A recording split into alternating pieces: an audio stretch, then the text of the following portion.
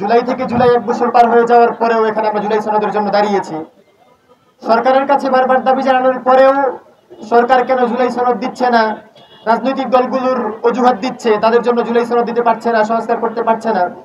এটাও তো আমাদের জানা উচিত যে কোন কোন রাজনৈতিক দল সরকারকে এই কাজগুলো করতে দেয় না। সরকার আমাদেরকে সেটা জানাক, আমরা সেই রাজনৈতিক দলকে প্রেসার দিব, তাদেরকে বলবো আপনাদের কি সমস্যা, আপনারা কেন দেন না। এই আন্দোলনে সমস্ত রাজনৈতিক দল ছাত্র জনতার সাথে একতাবদ্ধ হয়ে শেখ হাসিনাকে পলায়ন করতে বাধ্য করেছে। এখন রাজনৈতিক দলগুলোর এমন কোন অজুহাত এসে দাঁড়ালো যে তারা জুলাই সনদ হতে দিবে না, সংস্কার হতে দিবে না? এটা আমাদের রাজনৈতিক দলগুলোর কাছে প্রশ্ন।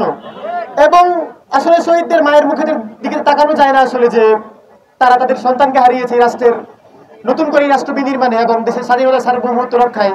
তো শহীদদের মায়েদের কাছেও কি সরকার একটুকু লজ্জা রাখে না? সরকারের চোখে মুখে এতটুকু লজ্জা নেই যে শহীদদের মায়েদেরকে আমরা কিভাবে মুখ দেখাই? রাজনৈতিক দলগুলোর সাথে সংলাপ হয়, কিন্তু শহীদদের পরিবারের সাথে কোনো সংলাপ হয় না। শহীদদের রক্তের উপর দিয়ে যে সরকার গঠিত, তাদের কাছে এতটুকু কোনো ইসে নেই যে তারা শহীদদের পরিবারের সাথে বসতে পারছে না। এটা আসলে আমাদের জন্য লজ্জার।